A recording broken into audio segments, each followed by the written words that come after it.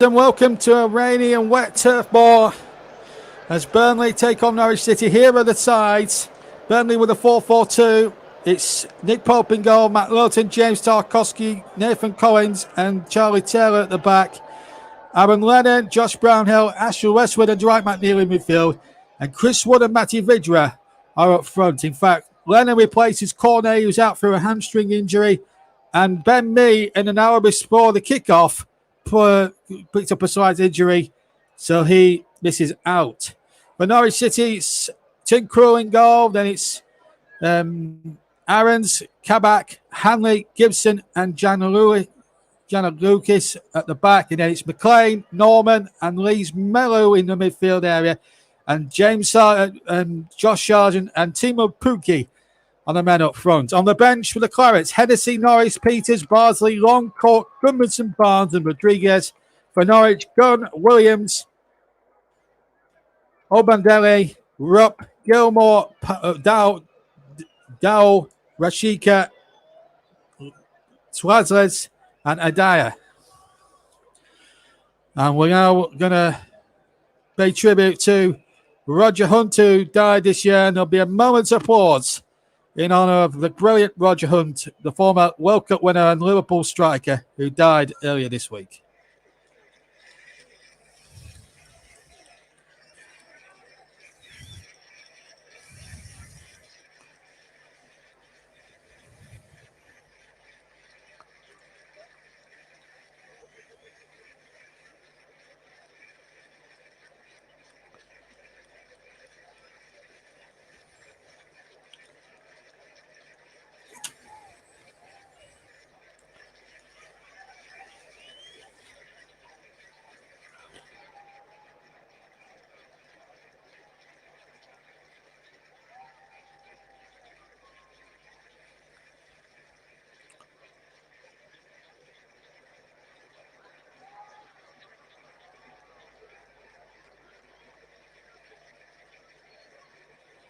And immaculately done. The ball sets the supporters and everybody around the turf. Roger Hunt, a terrific striker. And we had the great distinction of scoring the first ever goal shown on Match of the Day, August the 22nd, 1964. The man in charge today, is Kevin Friend of Leicester. His assistants are Eddie Holmes and Eddie Smart, Tony Harrington, the fourth official, and our VAR referee, Craig Pawson. So, Mr. Friend, the referee, preparing to get us underway. They will take the knee. Norwich will get us underway.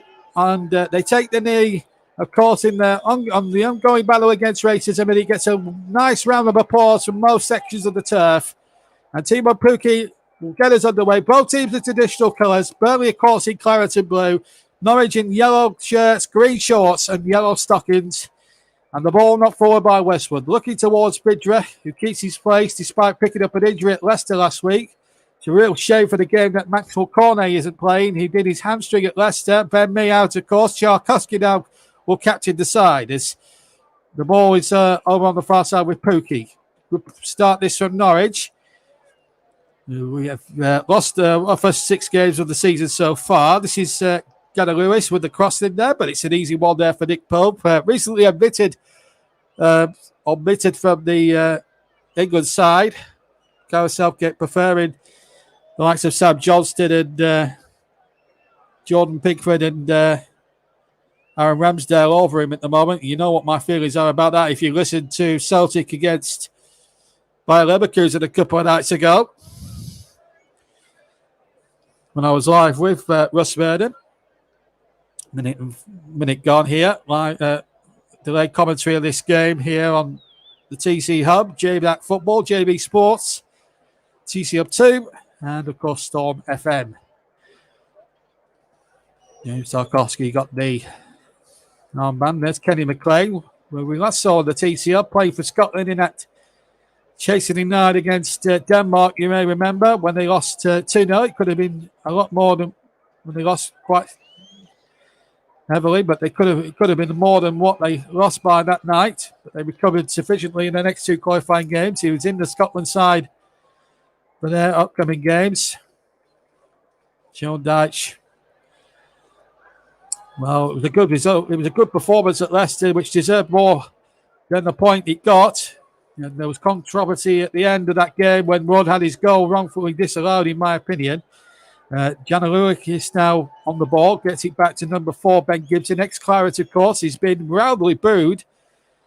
Didn't really play any of his best football that he was capable of at the turf, although he wasn't given much of a chance by Sean Dyche, in fairness to him. Lawton has given that straight to Pookie. That wasn't good defending there by Pookie. Pookie gets it across. Max Salmond is there on the far side, just to the right of the day, and he hits it right-footed across the goal and just wide. And Matt Lilton almost finished there for a bit of defensive hesitancy. You've got to say Norwich had a good opportunity there. Pookie did well there to dispossess Lilton. Played a lovely crossfield pass there to Aarons. But he had his feet well. And I thought Tarkowski was a little bit slow there, or rather Charlatella was a bit slow there to close him down. Pope, I think, had the post covered, but it was a terrific effort there by Max Aarons. Norwich yet to pick up a point in the Premier League this season. In fact, in the previous 43 games, I hope I'm not going to be putting a kiss of death on this, but in the previous 43 matches, there's never been a goalless draw in 43 previous games between the two of them. Here's Taylor now for Burnley. 3 minutes gone. Here's Taylor now on the far side. Just about keeps it in there. And now Westwood takes it on. Pursued by 2 Canaries players as well. Ball played into the penalty area, headed away by Hanley, former Blackburn player as well. No, he won't get a good reception here at the turf today. Ball up forward. Again, Hanley cuts that out. Taylor now takes possession. Looks for Lawton, right-hand side. And Bridgewell wanted it played in there, so too did Wood. That is towards Wood on the far side. Again, Hanley got a touch, and Lennon's first touch just let him down as he tried to take off that loose ball inside the Norwich penalty box. Here's Norman. That's Matthias Norman, that is. He's a German player. He's got bleached blonde hair as well. As the ball was knocked forward there by Kabak, and it's straight into the arms of Nick Pope again. Rolls it out to Nathan Collins, who's making his Premier League debut. He has played in one. He's played in 2 Carabao Cup games this season. The penalty shootout win at Newcastle, and of course the 4-1 win the other week against Rochdale, where Jay Rodriguez, who's incidentally amongst the substitutes, got all 4 of the goals. It's Burnley's only win after 90 minutes this season. It's Ben Gibson's getting the bird from a lot of Claret supporters at the moment, and he'll be getting the bird in a second or two once he gets hold of that ball. And Tim Krul is actually taking a little while at the moment with these goal kicks. 5 gone. Burnley 0, Norwich City 0. Krul must have been taking about 25 seconds on this goal kick alone as he finally kicks away left-footed. Over the halfway line it goes. Header won by captain for the day, Tarkowski. It'll come now for Taylor, picking up the second ball. 10 yards from halfway. Gets it over the halfway. Good chest control by McNeil. Vidra just couldn't take it. And Norman got back there, but he's giving it to McNeil. Back to Vidra. Hanley across, and a good challenge there from Hanley. That should be a corner to Burnley, and it is. I know Hanley reckons it was a goal kick, but it's a corner kick. Kevin Friend quickly onto the scene. McNeil doing really well there. Just asked a little bit of Vidra. And the ball then certainly came off the centre-back last, I thought anyway. Yeah, it looks as if it came off the centre-back last. And behind. And in actual fact, he's overturned his decision, and I think he's given a goal kick, which I find rather bemusing there from Kevin Friend, but never mind. Burnley have possession anyway with Lowton. Lowton plays that forward, and on it goes now. And here is Brownhill. And he turns away from his man. He's got Lowton on the right-hand side. Lowton will get the cross in, but it's too close to Hanley. Straight out to Lennon. Lennon now, but Norman across there for Norwich. But Lowton lets that go out of play. Will be a Burnley throw in line with the 18-yard box of Norwich. Here is Lowton from the throw. Play the 1-2 with Westwood. Back to Westwood to the byline. It will be a corner kick to Burnley this time. The first of the game. 6 3/4 minutes gone here on the TC Hub. And Burnley have a corner, which will be taken by Dwight McNeil on the right-hand side. Can Burnley get this early breakthrough and settle some nervous tensions around Turf Moor, I wonder? Let's see. Wood's in there. Tarkowski's up. McNeil takes the corner. In it goes. Fisted away. Not very far though by Krul. And Collins just couldn't get it out from under his feet. And Aaron's gets it away. And then Collins fouls his man. And a free kick to Norwich and a little bit of respite for the Canaries. And Tim Krul again. Just taking his time on the free kick. This is the replay. I'm just seeing it. So left-footed cross from McNeil. Goalkeeper all at sea there. Collins just couldn't get any purchase. Norman put him under a lot of pressure. And Janelukis was fouled there. So free kick. It is now for Norwich City. And again, Krul taking his royal time with this. Surely the referee's got to start making a gesture, at least towards the wristwatch, because he will add time on at the end of the first half. Let me grant you that. And the ball out of play. Pookie reckons it's a Norwich throw. It wasn't. It's a Burnley throw, surely. And Pookie's appeals has got his team a throw, but it looked as if it was a Burnley throw. But anyway, Norwich have got it. And already with 8 minutes gone, the referee's not winning too many friends around the turf. It wasn't a particularly good throw out anyway, and it's back to Nick Pope. Pope kicks away left-footed. And not a bad kick, but it went straight to a Norwich City player. That's Kabak now. As here's Jana Lewis played the ball forward, but well cut out there by Nathan Collins. In the 2 games he's played in the Carabao, he's actually did very well. He certainly did well against Newcastle. He played alongside Ben Mee that night up at St James's where they won on penalties. He's playing alongside James Tarkowski for the first time. We'll be interested to see how he gets on. Yes, the ball comes in there for Westwood, but just too close to Krul. 9 gone. Burnley 0, Norwich City 0. Max Aaron's coming close for the Canaries.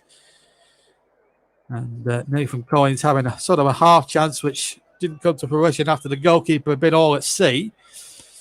1 kick forward, eye to the stratosphere. Collins read that well and headed it forward.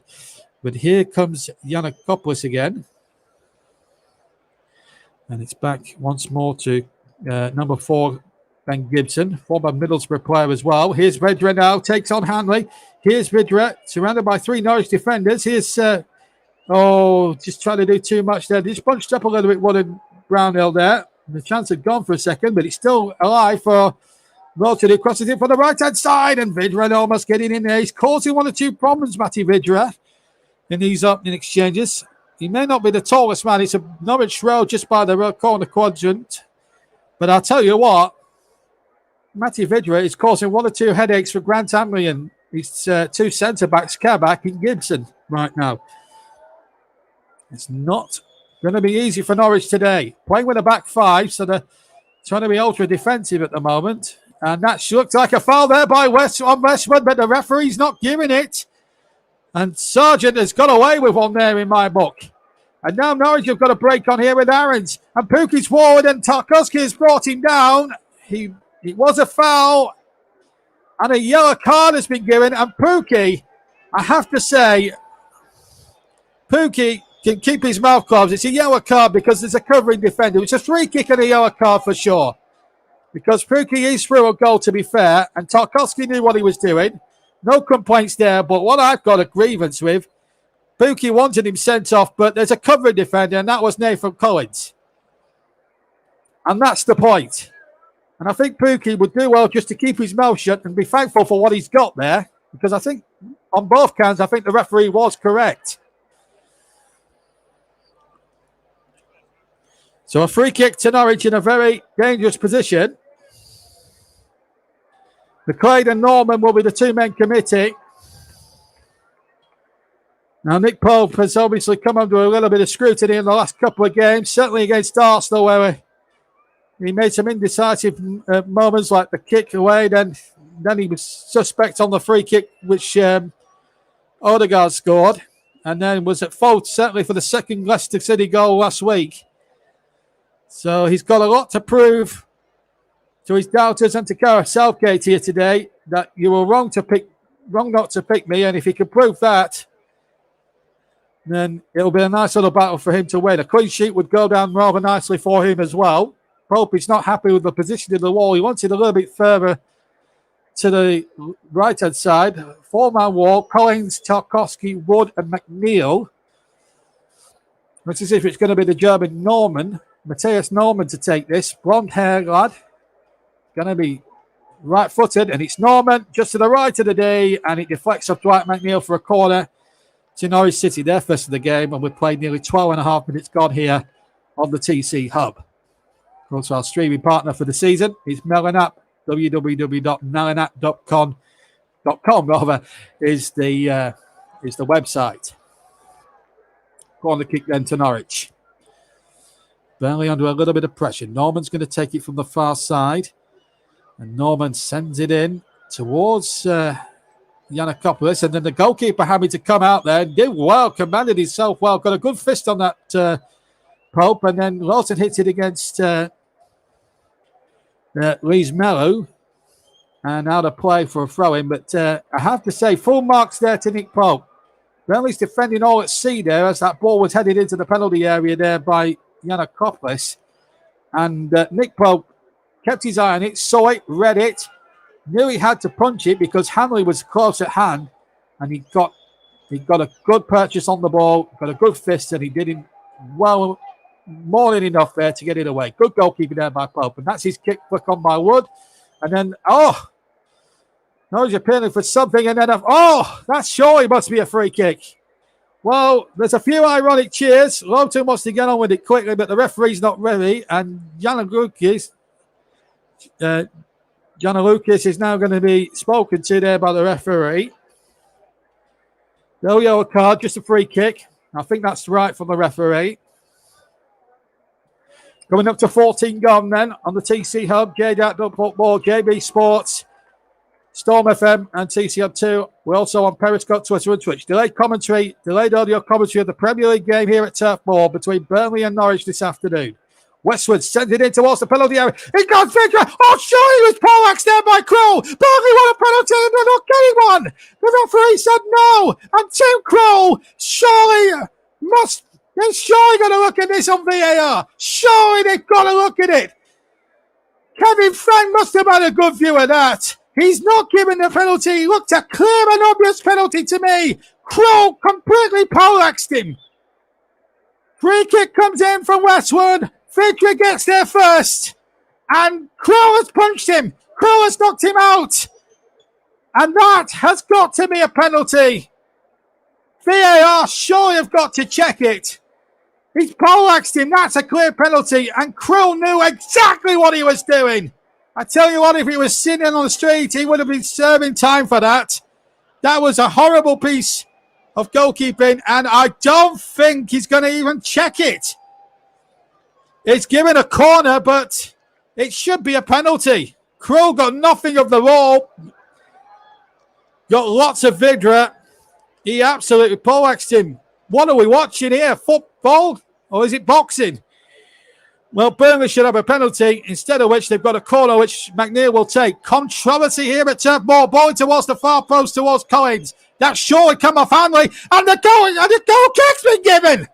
I can't believe that. And Grant Hanley sarcastically applauds that decision. I can't believe that. I have got to say, I have seen some very iffy refereeing in 6 years of doing audio commentaries, whether it's for JB Sports or whether for TC Hub. In 6 years of doing this, I have never seen such an awful decision in all my life than the one I just seen there. It was a clear and obvious penalty. And I've got to put it to you straight. If it was your player poleaxed by Tim Kroll, you'd be wanting a penalty. Let's put it that way. Vidra was poleaxed. There's no doubt about it. And Tim Kroll knew exactly what he was doing. Got nowhere near the ball. It was almost shades of Battiston and Schumacher in the 82 World Cup as one try is over, but he's offside. Good ball forward. Vidra knocked it down, but Wood was about a yard off as he smashed it over. Good decision there by Mr. Smart on the near side. Yeah, he's about a yard off. Good decision there by the linesman. No doubt about it. Although Wood should have done better with the finish, admittedly. That is a major talking point there for me. I might be a Clarets fan, but I know when a bad decision has not been given. And if it was the other way around, if it had been Norwich on the, if it had been a Norwich striker on the end of it, I would have probably said the same thing. He probably gone out clean out. I would have said the same thing as well. But Burnley robbed there, no doubt about it. And Kevin Friend, quite right, getting the bird from the Clarets faithful. Here's Gibson, who's been roundly booed himself. Getting copping a lot of abuse here today, but you know, Burnley fans know what happened with all the situation. The reason why he didn't get many games was because of his form, or because he kicked up a right old rumpus. There's a Norwich player gone down there, but and that's Sargent who's gone down. But Tarkowski won the ball quite fairly, and Sargent was backing into him. Play on anyway. Sargent has got himself up now anyway. Here's Aarons now for Norwich. Plenty of controversy and talking points. Should Burnley have had a penalty in the 14th minute? Well, in my opinion, having looked at the replays, and I'm sure you're looking at them too later on, surely that has to be a penalty. It looks as if, I mean, I'll go as far as to say if Crew had committed that sort of offence on the street, he'd have been up in court for GBH on a GBH charge, and that's not me being nasty or unkind to him. That's me just being honest as a football observer. That was shades of Battiston and Schumacher in '82. It's hard to be very critical these days with the way the media is now and all this be kind nature. I'm not trying to be unkind. I'm just calling it as I see it. So if you are offended by my comments, folks, I do apologise, but I have to call it as I see it. And I thought Crow was very lucky to get away with even a booking.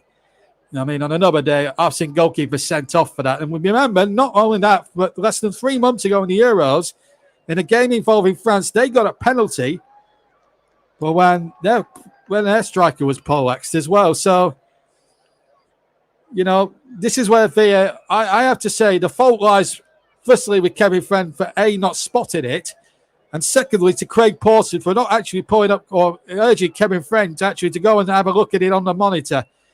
And I'm just hearing people in the commentary box around me now and just saying, well, why don't we have a review system like they have in cricket? I think that's a very good point someone's just made there.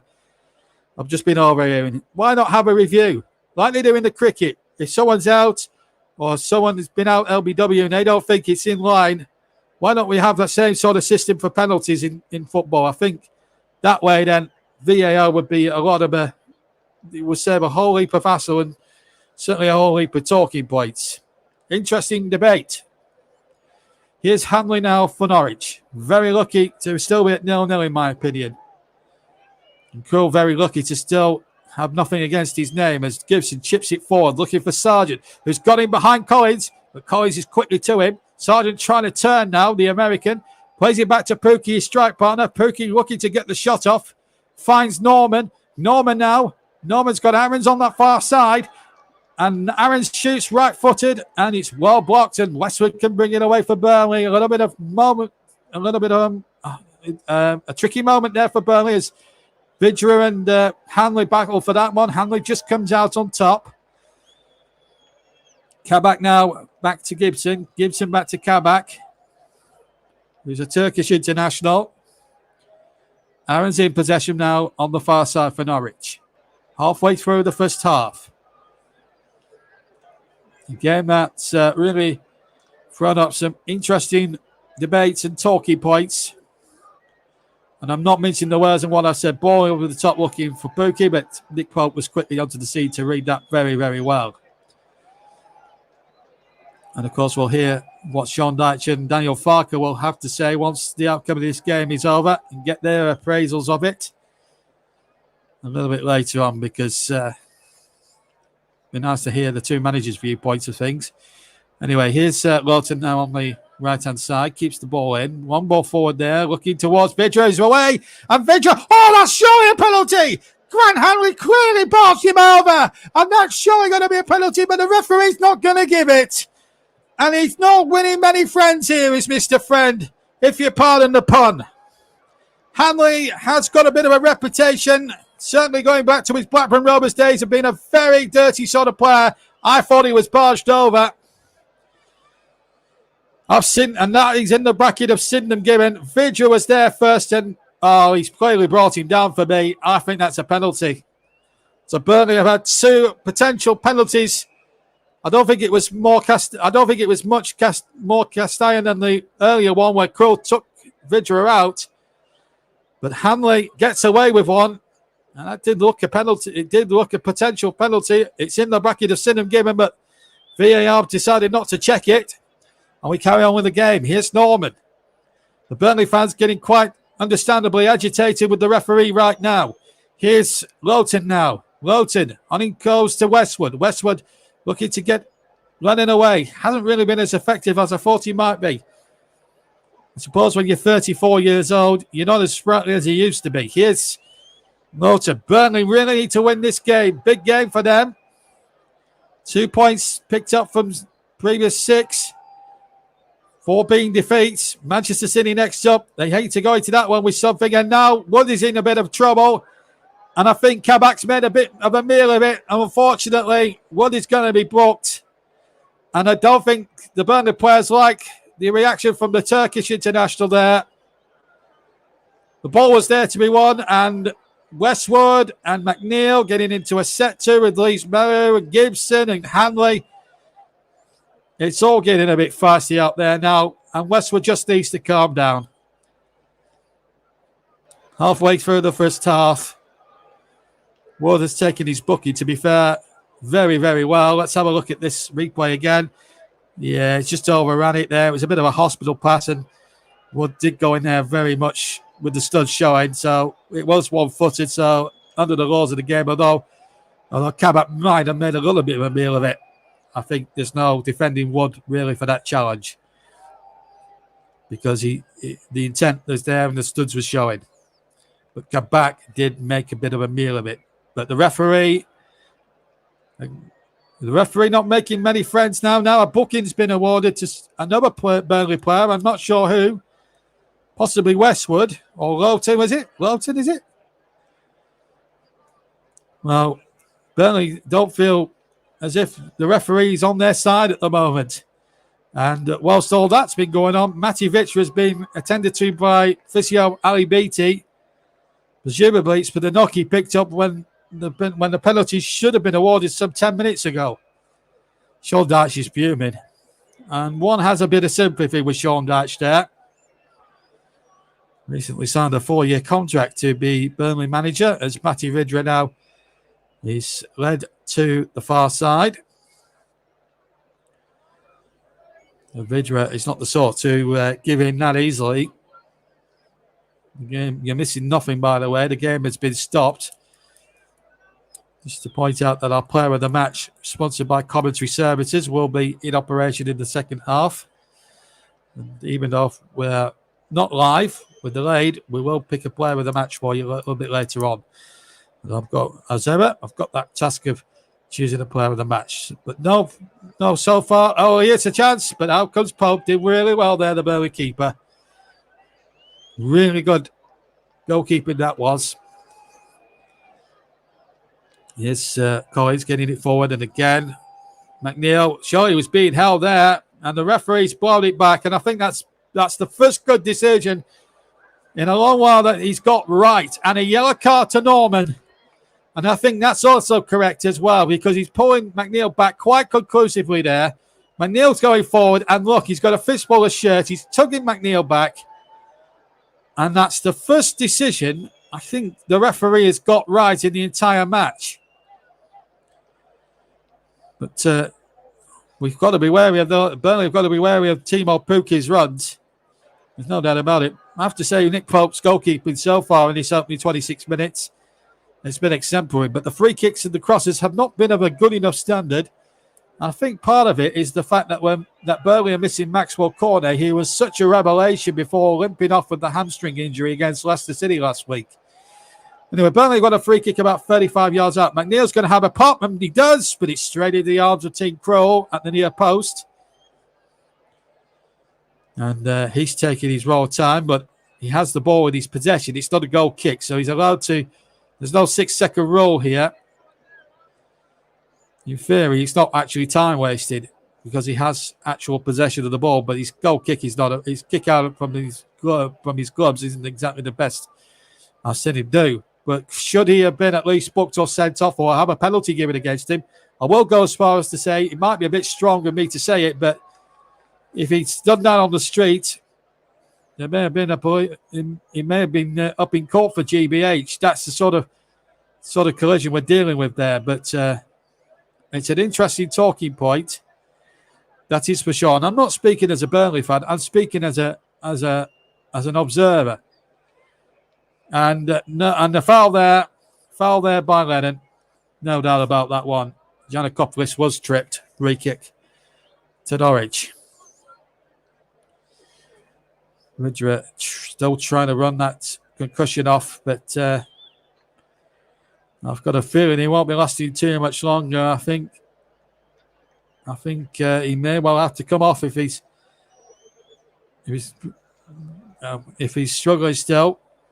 But he's trying to carry on. He's a tough campaigner, is Matty Vidra. I don't think there's many doubts about that. It's very hard sometimes when you've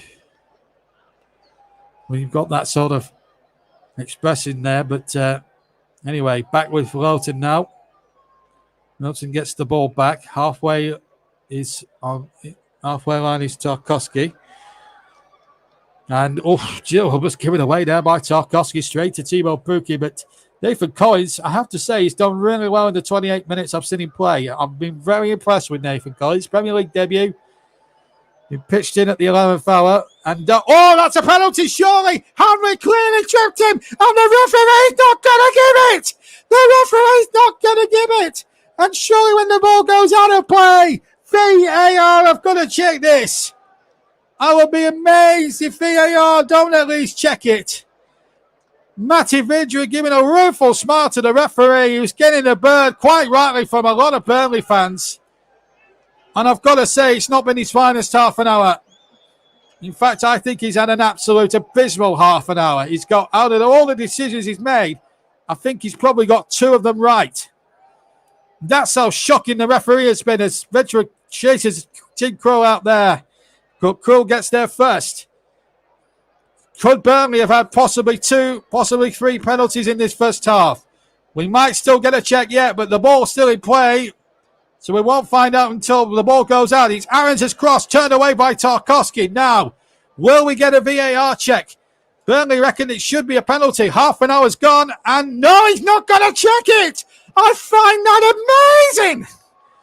Got a clear chip by Hanley. Inside the penalty area, was right on the line, and under the laws of the game, that should have been a penalty. But Kevin Friend is ignoring everybody at the moment, and he's absolutely getting a bird. Burnley could have had 2, maybe 3 cast iron penalties. Pukki goes down, referee not interested. Here's Westwood now to McNeil. Inside the centre circle, Vidra was 3 as well on that far side, and McNeil just couldn't get his head up enough. Here's McLean now for Norwich. Talking points galore. We've had no goals, but we've had talking points. Here's Giannakopoulos. Back to Norman, who's actually been Norwich's best player so far, I think. I've been very impressed with some of his work rate. Ball back with Tim Krul. And now Ben Gibson now to bring it away. Gibson hits it along, left-footed. Headed away by Collins. He's done really well at the heart of the Burnley defence. And then Lawton just has a little bit of Charlie Taylor. Taylor now gets the ball forward, gets his head up, gets it forward, down the line, looking for Wood. Wood well blocked off there, well policed there by Hanley. We haven't seen a replay of the second Grant Hanley trip. I would like to see that again, because I think that's a definite penalty. I mean, seen it real time. I thought it was a penalty. Here's Aaron Lennon now for Burnley. Lennon trying to run at Norman. Lennon's cross, not a particularly good one, just too much on it for Vidra. There were only 2 in the penalty area as Aarons holds off Vidra's intentions, and Vidra does really well and keeps the ball in play. Good ball this from Vidra. Vidra now to McNeil, left-hand side. McNeil finds Westwood. Lovely football this. Taylor now with the cross. Deflects, so headed half away by Norman. Here's Lowton. Lowton inside to Brownhill. Just that's a lot of Brownhill, and that's going to be a free kick. And again, the card is coming out. I think that's a rather harsh against Josh Brownhill. It's a free kick, no more, no less. And I think Lee's Menu has made an absolute meal of it. He's rolled around about 6 times, 5 yards from where the foul took place, and has conned the referee into booking Josh Brownhill. It's a free kick, no doubt about it. No dispute with that decision. The dispute is he's rolled around as if he's been shot there by Lee Harvey Oswald, and the referee, I'm afraid, has bought that hook, line and sinker and has booked harshly, in my opinion, Josh Brownhill with it. Now, this is the Hamley trip. That's on the line. That's a penalty for me. That is right on the line, and that was a clear penalty for me.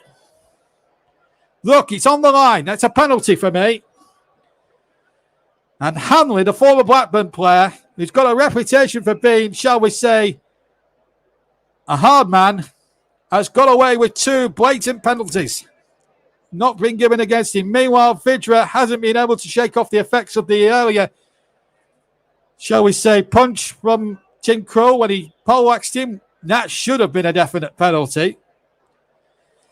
Looking at it again, it's even worse every time you see it. Look, he's there about 2 seconds before Krul is, and Krul completely poleaxes him. I think that's a disgrace, and I think the goalkeeper is very lucky to still be on the pitch. Unfortunately, it's put Vidra out the game. That'll please Norwich somewhat. But what it does do is give Jay Rodriguez, the hometown boy, a chance to prove his worth. Hasn't scored a Premier League goal since Fulham. Hasn't scored a goal in league terms for about 18 games or something like that. But he did score 4 against Rochdale in the Carabao Cup to become the club's all-time scorer in that competition, overtaking the likes of Andy Lockhead and people like that. So he has made a lot of Burnley history, but they need him to make history in the league sense to try and get them up the table. At the moment, it's only a point in a game really that Burnley realistically need 3 from. Jay Rodriguez, who really hasn't set the world alight since returning to Turf Moor. Before that, he scored a couple of goals in an FA Cup win at Fulham, for which they won, I think it was 3-0. As Crow kicks away now, left-footed. Up it goes there towards Kenny McLean, who won the flick on. But Westwood was back there and had to knock the ball out of play. Matt Lowton catching it, but trying to take it a little bit there. Trying to sell McLean the dummy, but he does a throw into Norwich. Need a couple of us to take it. 10 minutes to half time. It's been no goals here on the commentary hub. JB Sports, JDAT Football, Storm FM, and TC Hub 2. McNeil just about getting on that end of that hospital pass there. And did really well. Hast a lot there at McNeil. And good challenge there by Lees Mellew. His Beatrix have not won many favours around the Turf Moor. In fact, some of the antics from the Norwich players have been really, really appalling. Somewhat. And I think Burnley should have had at least 2 penalties in the first half, if not 3. That's just my opinion. You may have a different idea. Let me know what you think in the comments below. If you're watching it on any sort of platform, YouTube platform. Here's Dwight McNeil. McNeil looks in turn now for Taylor. On it goes to Westwood. Now then, chance here for Lennon. Oh, he's done well. Lennon. Oh, the cross was just he tried to get. It was a good idea, but he just maybe tried to make one defender too many, and in the end, all Burnley get for their endeavours is a throw in. But what they've got to be wary of here, Burnley, as they attack, is that ball is threaded in, and it's just too high for Chris Wood at the bar post, and it's going to be a goal kick for Norwich.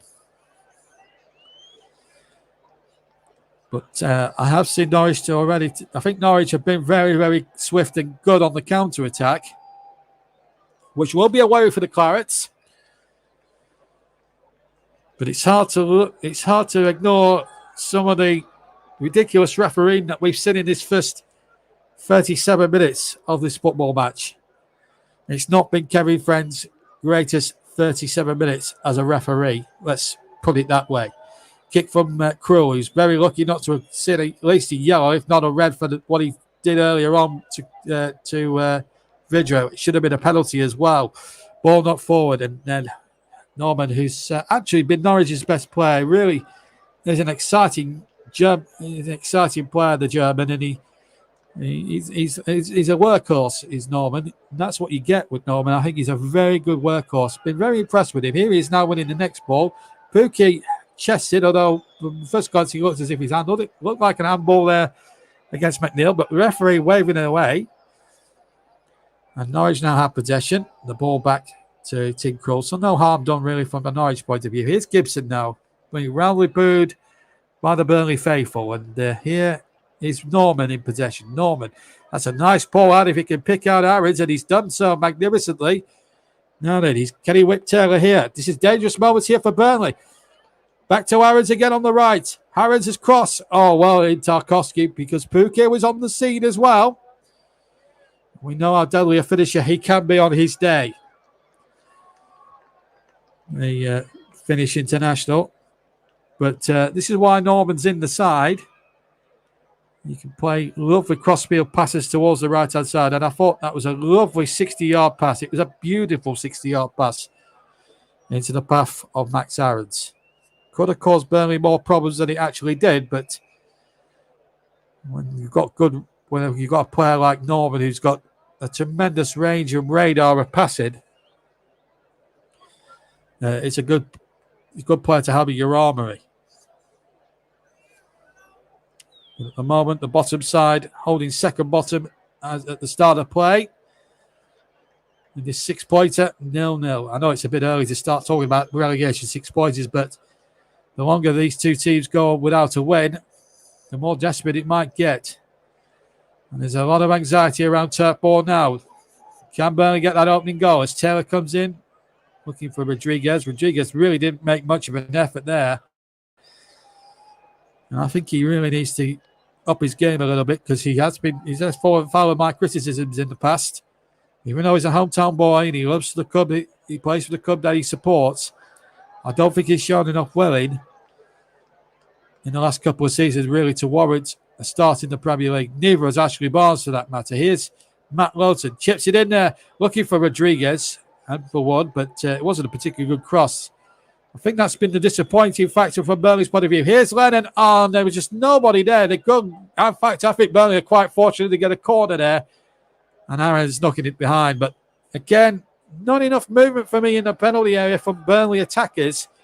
Only 2 in the box for Lennon to get the cross in. It was not. Burnley need to gamble and get 4, maybe 5 men in the penalty area, because 2 or 3 isn't enough. You need at least 3 or 4 options, at least for people like Lennon and McNeil to hit balls into the box. Here's Westwood. It's an outswinger towards Lawton. His first touch was so heavy, but he's somehow kept possession. He's played the ball back to Taylor. Now he switches it out to the left-hand side. Can Burnley find a way through with 5 minutes of the first half plus any injury time remaining? Alternate delayed commentary on the TCM, but JB Sports and JDAT Football, Storm FM, Periscope, Twitter and Twitch and TCM2. Here's Westwood, Brownhill with a ball in there. That's Rodriguez. He hit a hand, but I think it would have been rather harsh. I think it was ball to hand really against Hanley. I think Kevin Friend would have been very, very reluctant to give a penalty. And it was about 2 yards away from Hanley. Let's have a look again. Brownhill's cross. In fact, it hit his chest, actually, to be fair. And for once, Kevin Friend's got a decision right. It did hit Hanley on the chest. Burnley in possession still, though, with Westwood. They're not going to give in before half-time. They've certainly had the bulk of the possession. It's just what you do with that possession that counts. Take the refereeing decision out of it. The crossing has been really awry, but they've won a corner here. Taylor hitting it off a defender, which was Aaron's. Hit him in the face, in actual fact. He's been very dangerous for Norwich today. In fact, he's another one who's actually impressed me from the Norwich point of view. Came very close in the opening exchanges with a terrific effort outside the box just to the right of the D, which whizzed past Nick Pope's far left-hand post. 3 minutes to go to half-time, plus any additional time. And as the ball was whipped in there towards the near post, it wasn't again. Westwood's corner radar's been well off today. Last season, or the season before that, they've been right in on the goalkeeper. Not at this moment in time. The set plays have not worked the oracle. I think teams are starting to slowly work Burnley out a little bit. Here's Lowton now, picking the ball up down the right-hand side. Good intensity from Burnley. Just need that end product. McNeil is in acres of empty space on the far side. McNeil gets across it. It's way, way deep. Comes to Lennon, but it's hooked away by a Norwich defender. Lowton will reload. And Norman, well, that was almost the first bad thing Norman had done in the whole match. He headed it back towards Tim Krul. And I reckon if he'd headed it a yard either side of the goalkeeper, I think that would have been one of the more spectacular own goals of the season. He took a risk there, Norman, because on another day, if that goes a yard either side of the goalkeeper, that's whizzing into the back of the net. Burnley almost in front. And sometimes you need a little bit of luck when you're down at the bottom. Burnley almost getting that luck. But the charms are on Norman's side there. Well, they were on that occasion. Here's Ben Gibson in possession. Bruise again for him. As the ball is knocked forward there by Kabak.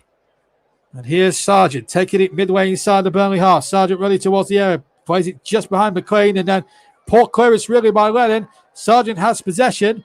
Ball played back to the edge of the area. Shot comes in. And a good save by Nick Pope. Diving away to his left-hand side to deny Lee's Malieu. Hit it well there, the Frenchman. On the right foot. Nick Pope did really well. Hasn't had much to do since the start. Or since the 12th minute when he had to fish one away from a crowd seat in the Burnley penalty area. And he's basically saying to Gareth Southgate, I think you were wrong not to pick me. He did that well. And he swatched it all the way. Got it. Caught it. And kept hold of it. That's top goalkeeping. And Pope really has a point to prove. And he's at the moment, what he's had to do, he's proving a point to Gareth Southgate. Ball chipped over the top and one just couldn't get there. It's a lovely idea from Burnley. The ball chipped over the top. It might have been from Westwood. And in fact, it was McNeil who chipped it forward, left-footed, and just a little bit too much pursuit there. It would just been an inch or two in front, further back. I think Wood would have got hold of it and possibly volleyed it in. But as I say, it was just an inch or two too far in front. And we've got 4 added minutes, purely and simply because for the injuries to Vidra and 1 or 2 other incidents. We've got 4 added minutes. So Tony Harrington deciding that's the case. Here's Westwood now. 4 added minutes, remember. Here's the ball forward. That's come off Aaron's, and that will be a throw-in to Burnley. Although Burnley wanted a free kick. Burnley get on with it quickly. A referee making it perfectly clear it's a throw-in by motioning the throw-in signal as the ball is hooked into the penalty area. Comes to Lowton, who hits it, a warning, hand ball against Hanley, and now it's not a penalty. I don't think the referee's interested. He's given a corner instead. Will VAR be checking it? I'd like to see that one again. Not like hands here. Hanley got it half out. Lowton back in. Yiannopoulos, it hits here. And his arms out. It's in a natural position for me. I think that's a penalty. But I think keeping in tune with his consistency or his bad consistency of not giving penalties. Kevin Friend again reluctant to even refer it to VAR. In fact, VAR have checked it and they agree with Mr. Friend quite amazingly. I thought that was half a case for a penalty. As a corner comes in and the goalkeeper was all at sea. McNeil putting in probably the first good corner of the match. from a Burnley viewpoint, well, probably the second one, because from the very first corner that he had the goalkeeper in knots, and he had calling a lot of knots there. Still 0-0, amazingly. And Burnley could have had at least 2, maybe 3 penalties in this first half. 2 of them against Grant Hanley, possibly. But unfortunately, Kevin Friend has not been Burnley's friend, and has not made friends with any of the many of the 18,000 that are in Turf Moor this afternoon. Here's Sargent on the right-hand side for Norwich. He's only got Pookie in the middle. He'll take on Tarkowski, and Tarkowski's too coy of a defender to be fooled than that. And then Nathan Collins helps him out. In fact, Tarkowski was fouled by Sargent. And for once, the referee gets a decision right. That plays on. And bowls out to Brownhill, rather. Finds McNeil. McNeil now in turns to Taylor. Back inside for Westwood. Left-hand side. Nice Chris triangle passing here from the Clarets. They can play a ball across the deck. That's another perceived criticism by certainly the Freak Streak hacks and some of the Southern football fans, that they don't play enough football along the deck. Well, that's certainly not true. As the ball's laid into Lennon, who can't get it out from under his feet, and then shoots left-footed, scuffs it well wide.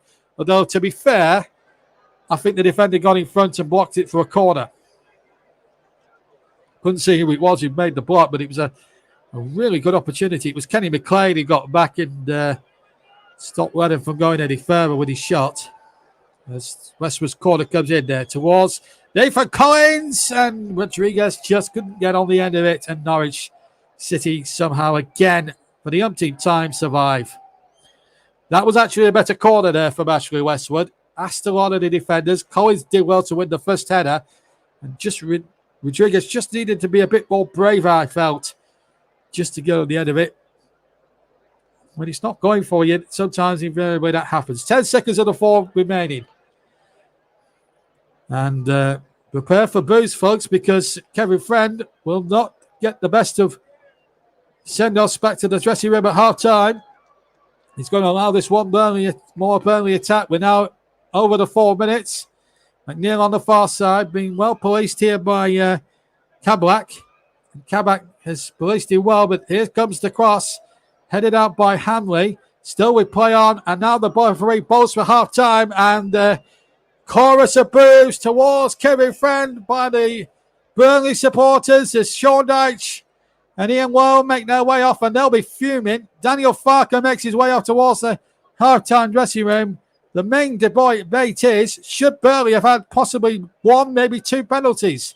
There were 4 major incidents there.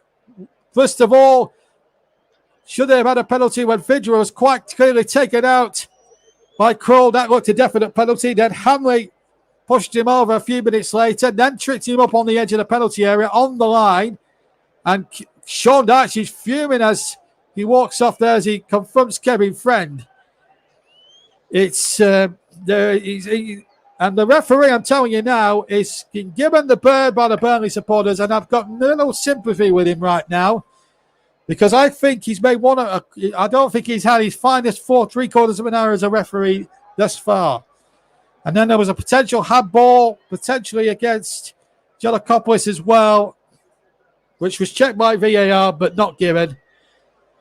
Burnley should have had at least 2 penalties, but Norwich have given as good as they've got. Aarons has come close on a couple of occasions, and Norman has looked very good as well, but Burnley can feel hard done by a little bit. They've had 4 players in the book, 3 or 4 players in the book thus far as well, but the referee has not had his finest 45 minutes, that is for sure.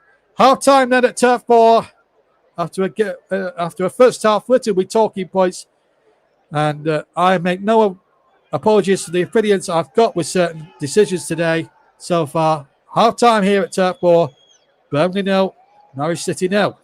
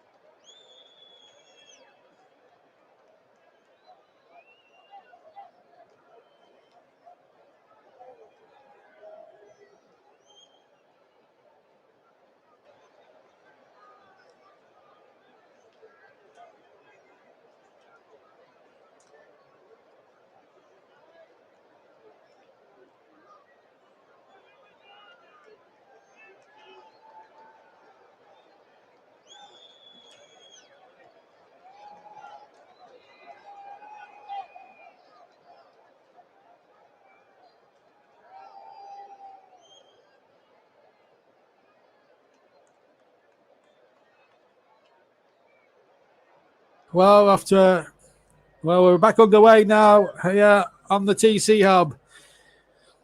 A 45 minutes that went before, which had certainly a number of many talking points, and a lot of us here at the turf really still talking about it now during the halftime break. But now what Burnley have to do is put those those injustices behind them and really go for it in the second half. Here's McNeil right from the start. McNeil shoots, good save down the way to his left by Tim Krul. It was a good start for Burnley. McNeil hitting it true. Must have been from 35 yards out. Here's Lowton, right hand side from Brownhill's pass. Netted only half away. Westwood on in turn again. Taylor available left hand side. Taylor scores and turned towards goal by Wood. And Burnley appeal for a corner and keep it in tune with questionable decisions. Kevin Friend gives a goal kick. But a good start for Burnley, right from the word goal, right from the kickoff. Hits it well with the left foot. And I have to say, it was at a decent height for Tim Krul. Washed it all the way. That was actually it was a very good speculative effort, but the goalkeeper would have been expected to save that. In complete honesty to everyone. And a goal kick, as I say, has been given. So, again, Krul taking his time. He took about 15, 20 seconds on goal kicks in the first half alone. Again, that angered a lot of people inside Turf Moor, and I think that's why as well. That's why the referee was adding a bit more time on. I know mainly the bulk of it was for Matty Vidra's injury as well. Remember, Vidra had been replaced by Jay Rodriguez. That's been the only change. So let me just run through the sides very quickly. Pope, Lowton, Tarkovsky, Collins, Taylor, Lennon, Brownhill, Westwood, McNeil, Wood and Rodriguez up front. Krul, Aarons, Gibson, Hanley, Kabak, Janka Lewis, Norman, Lees Bellew, McLean, Pookie and Sargent, the Norwich lineup. On the bench for Burnley, two goalkeepers, Hennessy and Norris, Peters, Bardsley, Long, Court, Goodmanson, Barnes. Norwich subs, Gunn, Williams, Ono Bandele, Rupp, Gilmore, Dowell, Raskia, Tozales, and Adaya. And off we go now. So that's a recap of the teams here on the TC Hub. Delayed commentary of a crucial early season 6-pointer in the Premier League between two sides who have yet to win this season. 2 points between them, both earned by Burnley. One here at Leeds when they should have won. And Leicester last week when also they should have won, but for a controversial VAR decision. Here's McNeil crossing from the left-hand side. Wasn't a particularly good cross. Taylor will try and reload the situation. He looks for McNeil. On it goes now to Brownhill. Brownhill on it goes again. On to McNeil. Oh, he played the wrong ball. He tried to play Wood. It didn't really offer him too much, really. And then, Brownhill just has to be careful there because he could have brought the man down. And here's a problem now. This is a terrific run by Kabak, and he goes down. It's a free kick for Norwich, and Jay Rodriguez won't get booked for that. Had to hack him down, and Rodriguez takes his yellow card quite well. I don't think there's any argument. He gets the ball here, the Turkey. He goes past Brownhill. Brownhill, remember, he's on a yellow card and he can't afford to bring him down. Then Rodriguez has a little bite. Still, Kabak goes on. It's a good run by the Turkey, it has to be said. And yes, Rodriguez does trip him over. And I don't think anyone could argue with Kevin Friend's decision on that one. And now Burnley have some defending to do. And maybe Nick Pope has got possibly a save to make here. But it was definitely a free kick. Rodriguez, definitely a booking for him. Now, an opportunity to show what Nick Pope now to show Gareth Southgate that he was wrong not to include him in the England squad for games against Andorra and Hungary this week. Forthcoming. We've got 2 qualifiers coming up, remember. You'll hopefully be able to hear both live. You'll certainly be able to hear the one on Saturday night. That will be with Ross Burnham. Join him next Saturday night if you can on the commentary hub. It'll be live. And hopefully we'll have Hungary as well at Wembley for you as well the following week. All those games coming up. And, of course, we've got Nicholas Jones covering the England women later on this month as they take on Northern Ireland at Wembley Stadium on the 27th of October. Meanwhile, in the present day, as Norman and McLean, the two-man committee, it's right dead central inside the D, about 2 yards from the 18-yard line. And it's Norman with a free kick. Oh, it's a super save. That's a top save. And then the rebound is hit off Lennon and out for a throw for Norwich. But Norman hit that sweetly through the wall. And full marks to Nick Pope. He could not have seen this until very late. It was just about going inside the left-hand post. And that's a super save. And that has just shown Gareth Southgate what he's actually not picked there. He's proving things wrong. He's proving Southgate wrong. And Pope is doing it. He's reacting to his omission from the squad in the best positive way today. I've been impressed with Pope. Throw in again. And Pope's decisive and takes the ball nicely. That's super goalkeeping, that. Had to get above the mountain. That's Grant Hanley, admittedly. But I tell you what, that's super goalkeeping. Kept his eye on the ball. Knew exactly what he was doing. And that is what you want to see from a potential England goalkeeper. None of this ridiculous nonsense about passing out from the back. That's all nonsense as far as I'm concerned. And all of the blue from Gareth Southgate.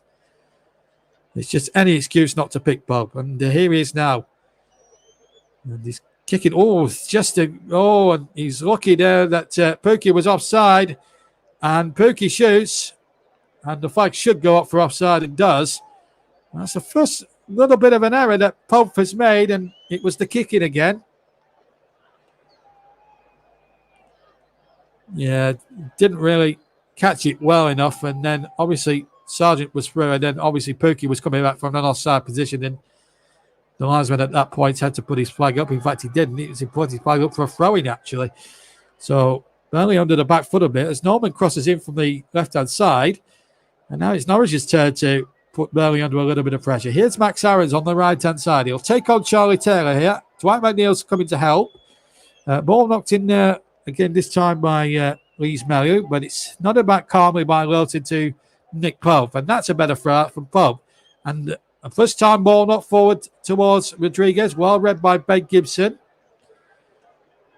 It was a good intentional ball knocked forward there by Matt Lilton.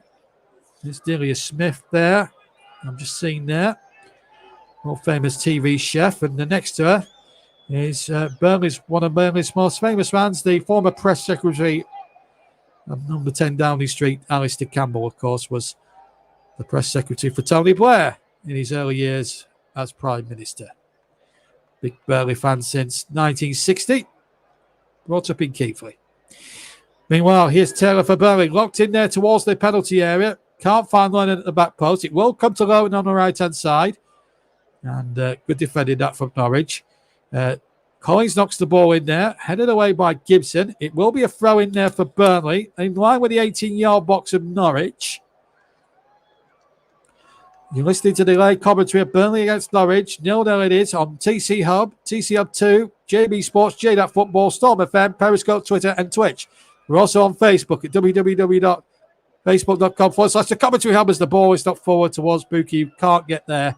And Taylor will clear up the rebound. Just while we're on the mentions, don't forget our streaming partner for the season is Melon Streaming App. Check out their website at www.melonapp.com.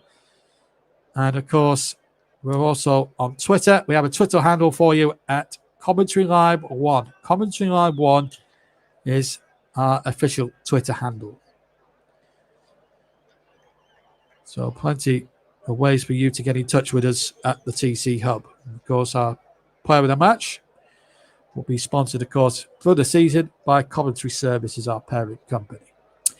Right, now I've done all the mentions. Back on with the action with a Burnley throw-in. Drills and spells. Looks like Johan Berg Gudmundsson might be about to come on. He's about to warm up anyway. He's put a bib on and he's going to warm up. So it's obvious that Sean Dyche is going to put him on. I think Burnley do. I think Burnley, when you look at the game, take the decisions out of the equation, the questionable refereeing, and you look at it more logically. I'm not holding back on what I said about Tim Krul, by the way. It's just an observer's view. But what I will say is that Maxwell Cornet has been really missed by the Clarets, and that's a poor cross from Charlie Taylor. He's capable of much better crosses than that, and he goddamn well knows it. Burnley have honestly and truthfully missed Maxwell Cornet this afternoon. Although he's been out and about at the game today, taking selfies and posing himself with Burnley fans who have really took him to his heart. Well, really took him to their hearts, I should say. And I think he's going to be a terrific asset. And he could well be, there's talk of him being back for Manchester City as Norwich now get possession. It's been it's Norman now knocking it out. And Kabak can't keep it in. It will be a Burnley throw-in. And Taylor racing to get the ball back into play from the throw-in.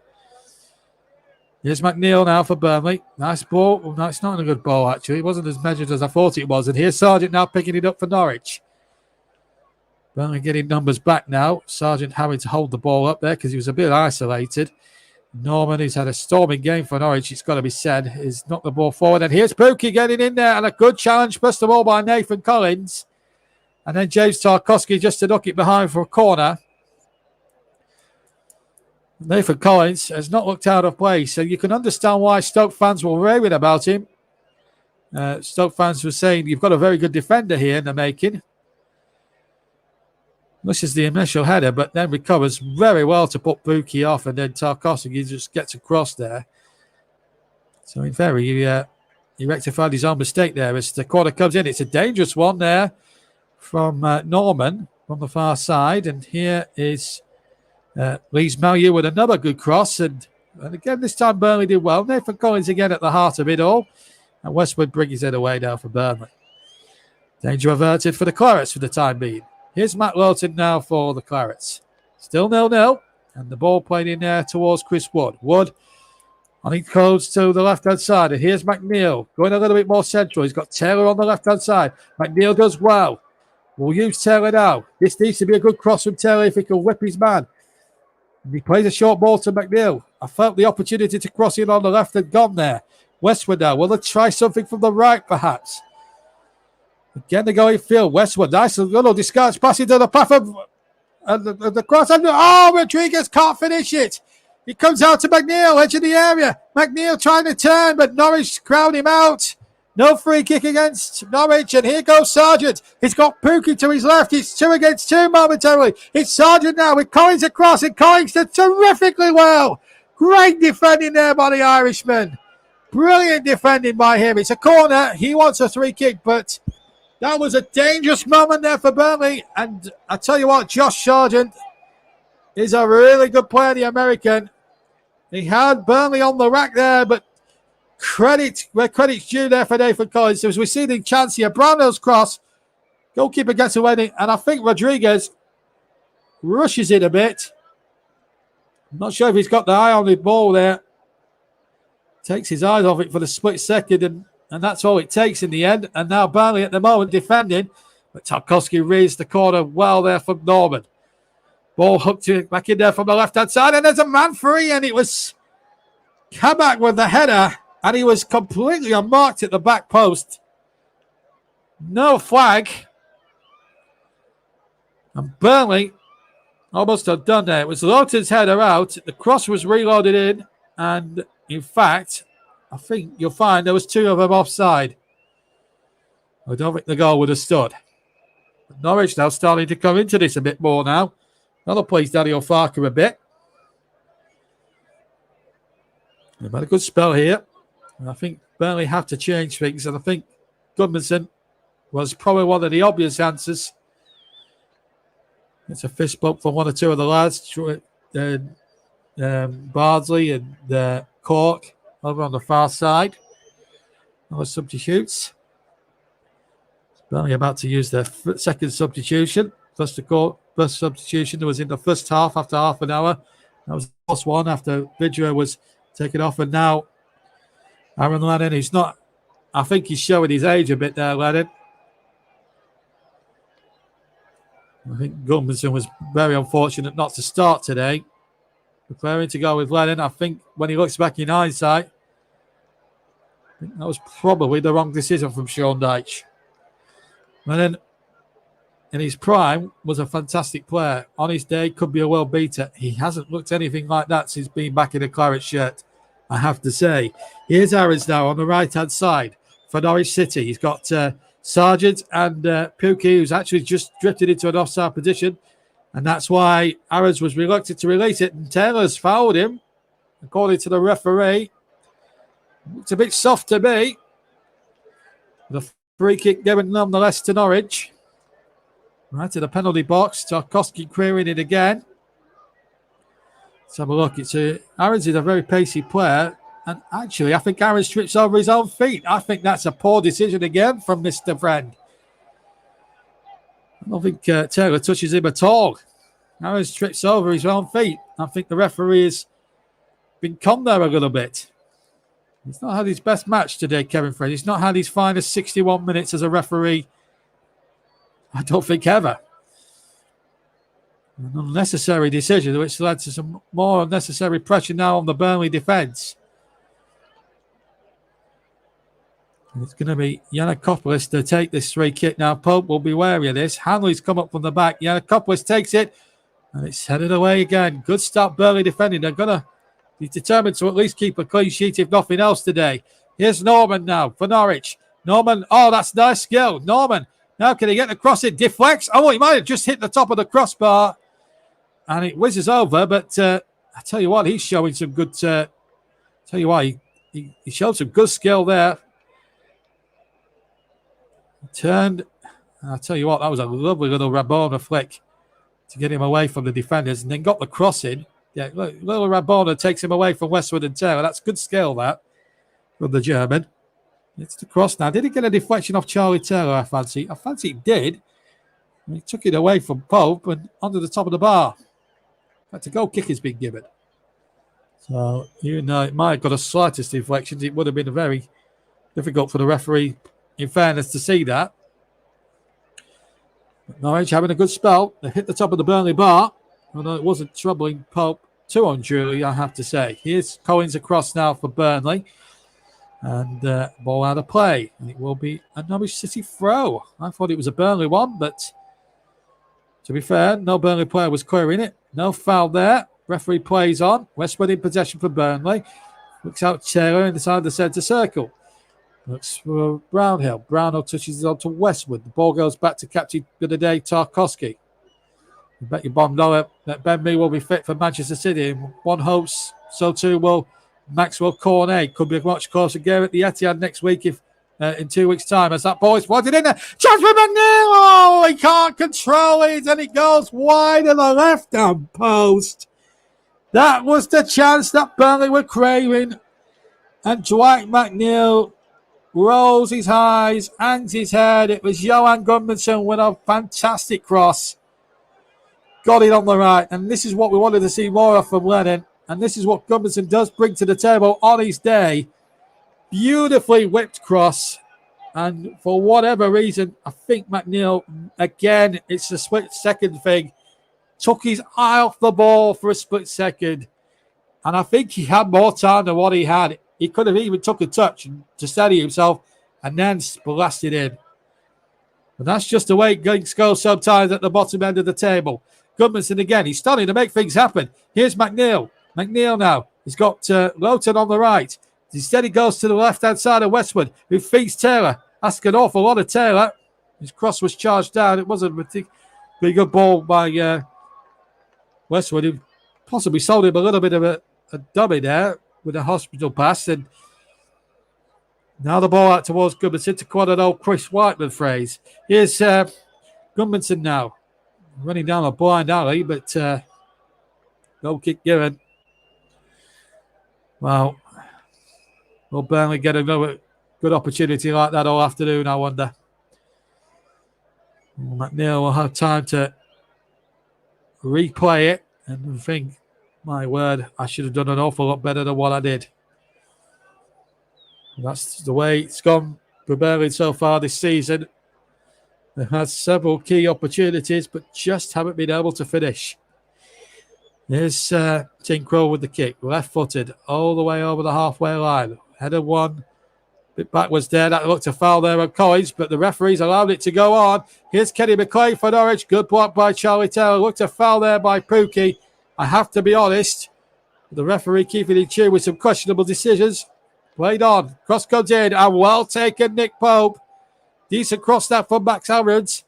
And I've got to tell you that Nick Pope was again very decisive. Been very impressed by the Pirates keeper today. Recently dropped from the England side. Rather harshly in favour of a championship goalkeeper, which really, in my opinion, sticks to High Everton back. But Sam Johnston is playing against inferior opposition week in, week out for West Bromwich Albion. Really sticks the place out for me, that decision. No gripes with Aaron Ramsdale being in the side. No gripes with Jordan Pickford being in the side. But I still think Nick Pope should be there. Yes, he's made a couple of mistakes, but all around I still think he's a quality keeper. Here's Aaron's again with the cross, and he's proved it today on many occasions. Here comes the shot and over the top. And I think it was Jan Koppelis who had the shot again. It was over the top anyway. It's not a game for the faint-hearted. It's been a tough examination for both sides. It's nervous tension in the air. There's tension. There's all sorts of one mistake. It's that sort of game where one mistake could be so costly in terms of where the points might go here. I think Norwich will be, if it was to end a 0-0 draw, it would be the first in 43 games as Pope's off limits and does well, plays sweeper keeper and does the safety first option. And I think he did right there to knock it out of play. That, again, I have to say, one of the features of Nick Pope's goalkeeping today has been his decision-making. And this is one of the great features of his goalkeeping. He's been very, very decisive. And I think that's a good positive to take into the international break. And also, I think maybe being dropped from the England squad has made him a bit more fired up today. He's had a super match. Okay, he's kicked one or two ones astray, but you can't judge him just on the goal kicking alone. You've got to judge him on his all-round game. And I think most of his game has been very much in tune. Been really good. Cross comes in from the right towards Gudmundsson, looking towards Wood. And Westwood took his man, and he's furious about that towards Kevin Friend. And I wonder who went down that time. Kenny McLean it was. I'd like to see that one again. But there's a lot of frustration now as we come to the midway point of the second half. 68 minutes gone. Let's have a look. Well, I think that's a little bit harsh. I think the ball was there to be won, and I think McLean knew exactly what he was doing. Went down and got the decision. It's a tad harsh against Westwood. But that's the problem when things aren't going for you at the wrong end of the table. That's invariably what happens. Sean Dyche is a little bit perplexed on that touchline over on the far side. So we're halfway through the second half on JB Sports, JDAT Football, Storm FM and TC Hub 2, and on TC Hub itself. Plus, we're on TC Hub Periscope, TC Hub Twitch, and, of course, the TC Hub Twitter channel. Ashwell Barnes there just warming up. Boy, does he owe the club something now, because his performances recently have not been good enough. And he owes Sean Dyche something. As that ball's lifted in there, Rodriguez just couldn't grow enough. Cross maybe a touch too high, which made it a little bit more difficult for Jay Rodriguez to just get the flick on there. Just needed a bit more of a defter flick, maybe towards the right-hand post, to the right-hand side of goal, and then I think Burnley might have cashed in there. Good header won by Collins on the long ball, read it well. I have to say Collins is in line for man of the match. So too is Norman, so too is Pope.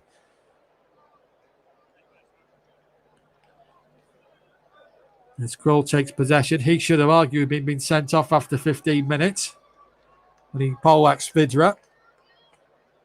And I don't regret what I said. He could have been, if he'd have done that sort of thing in the street, whether it was intentional or not, if he'd have done that in a park game, I think there would have been There may have been a few eyebrows raised, let's put it that way. Could have been up in a court of law for that sort of thing outside of the professional game. If he'd done that in the park game, I think the police might have had something to say about it, because it was a very vicious sort of punch on Vidra, and it really poleaxed the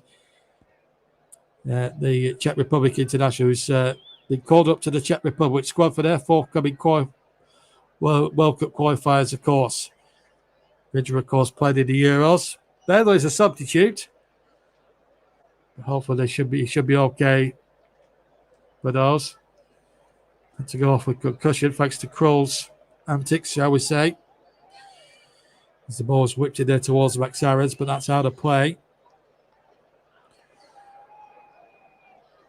Yeah, so that incident takes me back to the Howard Schumacher and Patrick Bedison. We see Chris Wilder there, the former Sheffield United manager, taking into a football match today.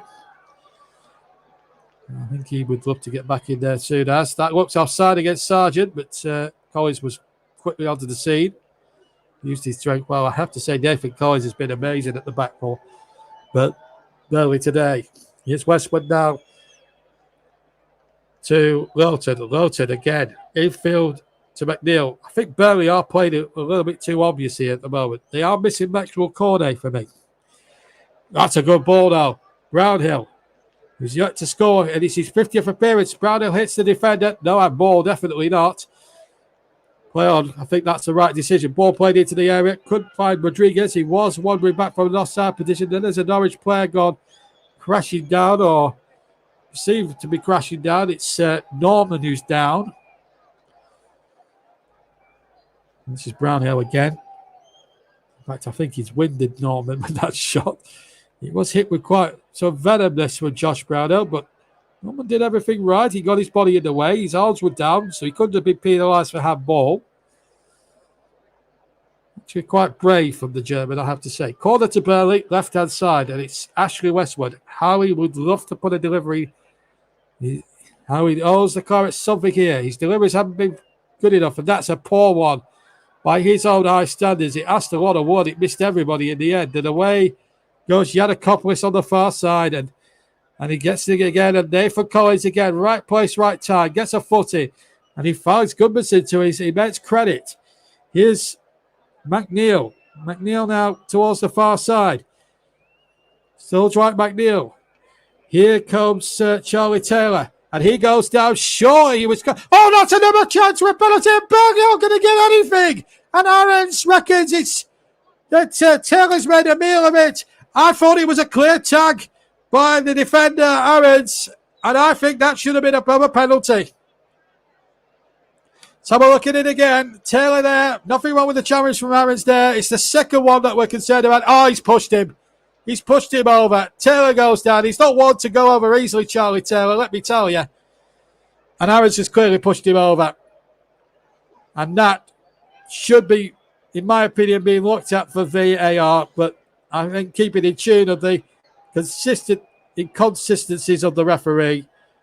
I don't know he's going to give that one either. But again, that looked a clear bad decision. And look at that. Max Aarons, quite rightly, but tried to show, I think he showed an imaginary yellow card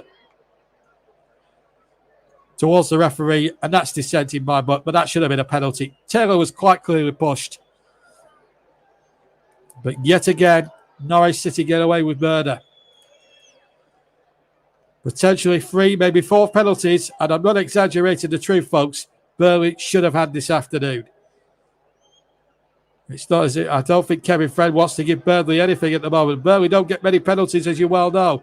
That's a decent-looking ball, but a little bit deep there for Chris Ward, who has to control it. Now, he needs to get in that penalty area and quick.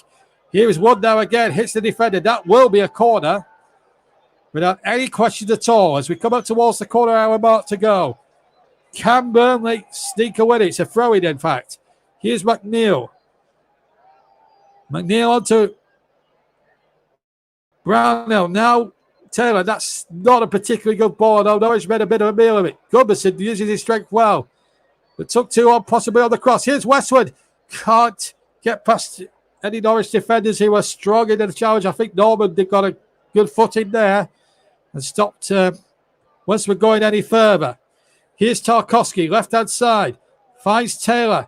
Norwich have brought a lot of men back. All but Timo Pukki behind the ball now. Here's McNeil. Burnley looking to play between the lines. They've got it out to Taylor. But Norwich knew exactly what was coming, and Aaron's got in the way. It's a corner kick. Quarter of an hour to go. Westwood will take it from the left-hand side. Can Burnley just put one good delivery? All it needs is one good delivery on the goalkeeper, and Burnley could well be in business. And I think now, because we're getting towards quarter of an hour to go time, I think one goal might settle it if there is to be a goal. In the previous 43 games, I don't want to tempt fate, but in the previous 43 games between these two sides, there's never been a goalless draws. That's in league football terms.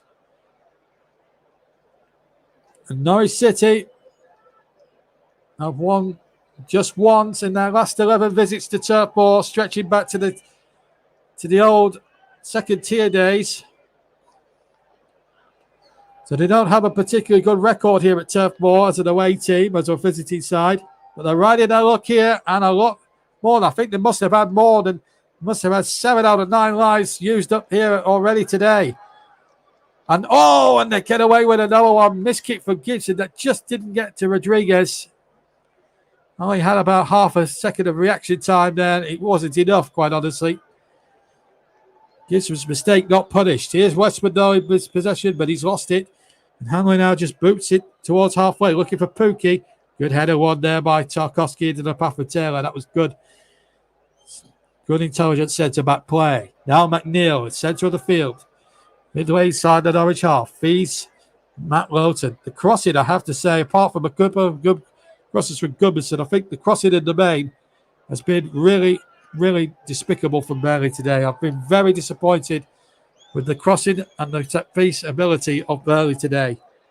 And I think that's one feature of the game that's been a complete letdown as far as I'm concerned. 13 minutes now for Burnley to put things right.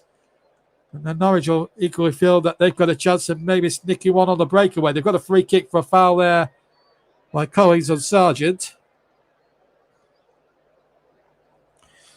And that will give Norwich a little bit of time now just to get their bearings together, because they've been under a lot of pressure this last sort of 5 or 10 minutes or so from Burnley attacks.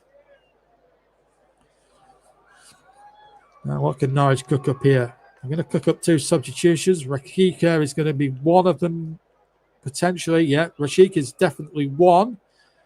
Can't tell you who the other one is, but we'll find out in just a second anyway. Gibson takes the free kick over towards the far side. Here's Pukki. Pukki turns.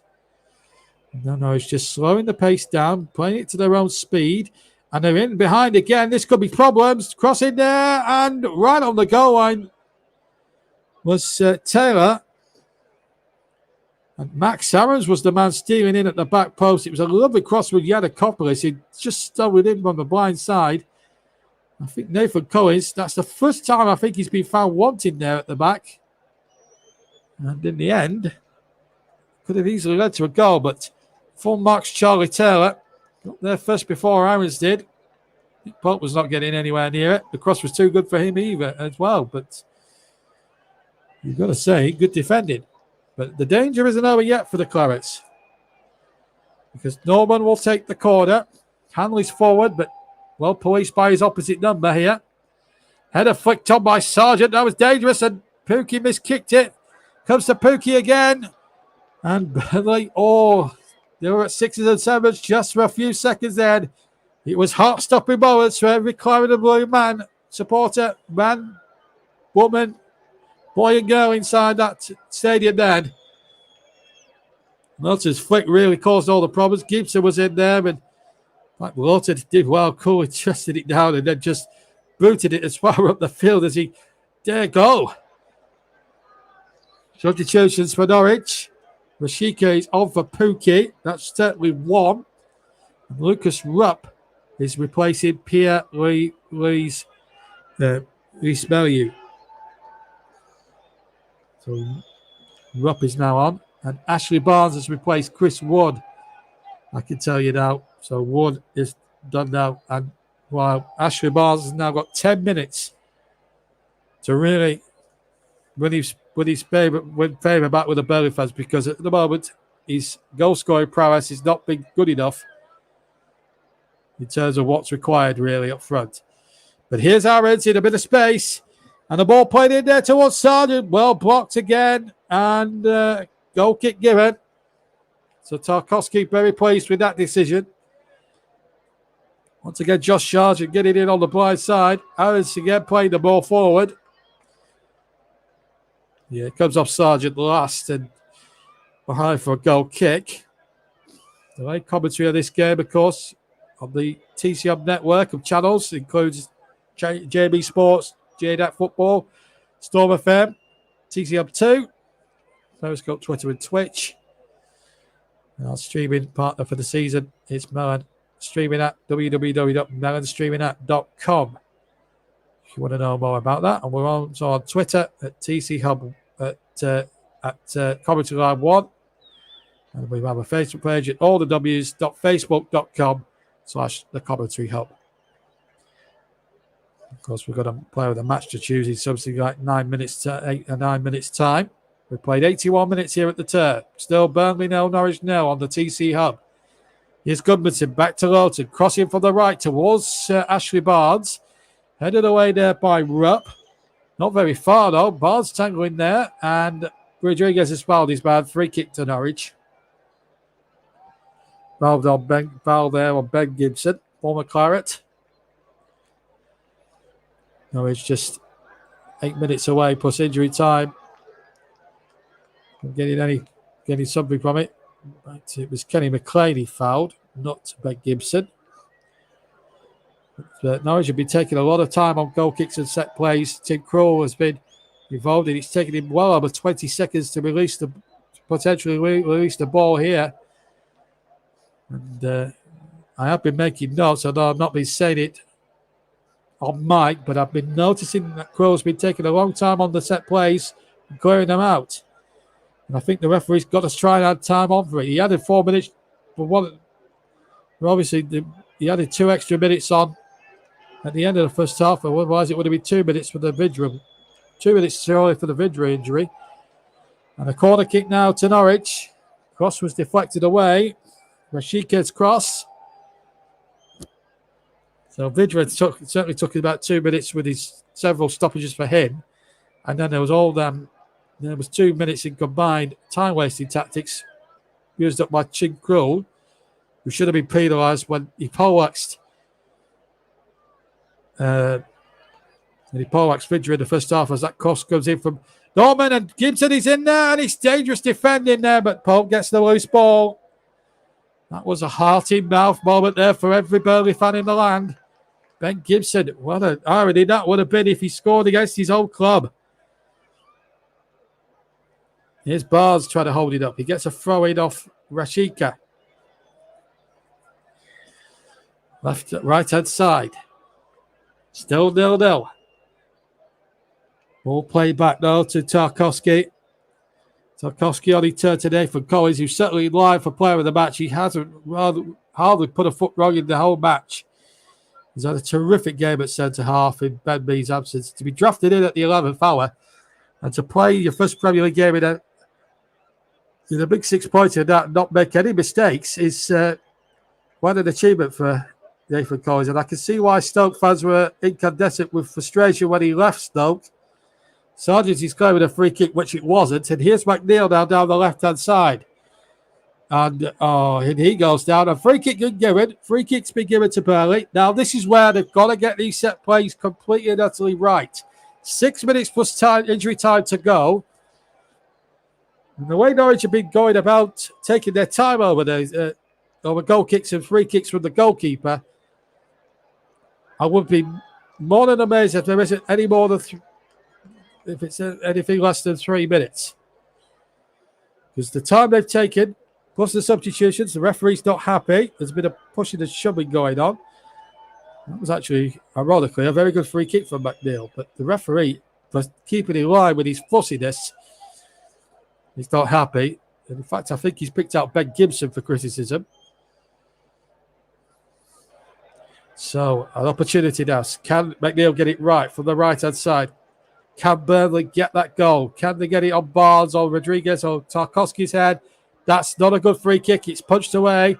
But Burnley won't keep the situation alive. They have to go back to halfway into Charlie Taylor, however. And that's a good ball by Taylor to Goodmanson. Digs it out from the right-hand side. And Rodriguez went to the shadow from just to the right of the penalty spot. About a couple of yards wide of the left hand up, right hand upright. And I think it's going to be one of those days for Burnley yet again. They may well pick up 1 point, but this was a game really that they should really be taking free from. A team that have lost their previous six at the start of the season. But he knows he's got away with a few decisions today, Daniel Farke, and he will know it. He will know it in the back of his mind. He's needed a bit of assistance from the referee. Ball locked too far for Rodriguez. He was well placed again. Here's Aarons now. He's been a real threat down this right-hand side for Norwich. That's not one of his better deliveries. Nick Pope will take it just inside his area. Again, good alert this from the dropped-in good goalkeeper. Wrongly dropped, in my opinion. Here's Brownhill to McNeil. But I'll tell you what, Nick Pope has answered his critics and Gareth Southgate in the best possible way today. And I've got a decision. It's probably between him and Wesley Collins for man of the match. Here's Barnes. He's got it round the keeper. Oh, it's too acute. And he should have shot when he had the chance. It's a Burnley corner only. Headed away by Max Aarons and Barnes. And he had a chance to make himself a real hero and be a favourite with the Clarets again. He did everything but shoot. And he should have shot as soon as he took it round the goalkeeper. And I think he knows it. Still a chance for Burnley from the corner. 3 minutes to go. Ball into the penalty area. Header, not one. It'll come to Terry on the edge of the area. Heads it back into the mixer once again. It's all hands on deck for Norwich, but there's an infringement there, and it's a free kick. In fact, an offside flag has been given. Right, player of the match is going to be rewarded here to Nathan Collins. I'm going to give it to Burnley's Nathan Collins. I think he's had a faultless game at centre-back. Those Barnes and Collins, in fact, ironically, Collins has just been voted our player of the match. He's going to be our player of the match. He's sponsored by Commentary Services, and I think he's had a faultless game at centre-back. When you consider, as we just see that Barnes chance there, really should have pulled the trigger earlier than he did. Going back to Nathan Collins, why I picked him as player of the match above everybody else is that he's been drafted in at the 11th hour with Ben Mee's late withdrawal. And he's slotted in seamlessly at the back, and I think he's had a super game. Hardly put a foot wrong, and there's one crucial headers when the ball's been pumped into the Burnley box. He's had a super match. Terrific centre-back, certainly for the future. And I think Burnley got a really good centre-back. Should Tarkowski decide to move on, I think we've got a very good replacement potentially there in Nathan Collins. And I think he's done his credentials. No harm at all with this display today. For me, player of the match. Right, 2 minutes to go. Here's Dwight McNeil for Burnley to Charlie Taylor, left-hand side. How would love a good cross to come in now from a Clarets point of view. Ball played in. Brownhill will keep it alive. Brownhill's crossing the goal. Lowton coming in. Lowton! Henting over the crossbar. And could that be one of the last chances Burnley get all afternoon? Matt Lowton came charging in at the far post like a rhinoceros. Taylor, McNeil throw in. He asked a lot of Brownhill, but he worked a miracle to get it into the box. Lowton out jumped his opponent. And unfortunately, for the Irish defender, just couldn't keep the header down. Otherwise, that would have been the winning goal.